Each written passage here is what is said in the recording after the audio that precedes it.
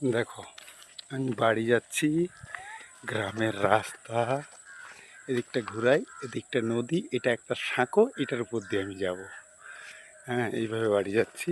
অনেকটা করে কলকাতা থেকে ফিরলাম। গ্রামের মানুষ তো, গ্রামটাকে বেশি ভালোবাসি।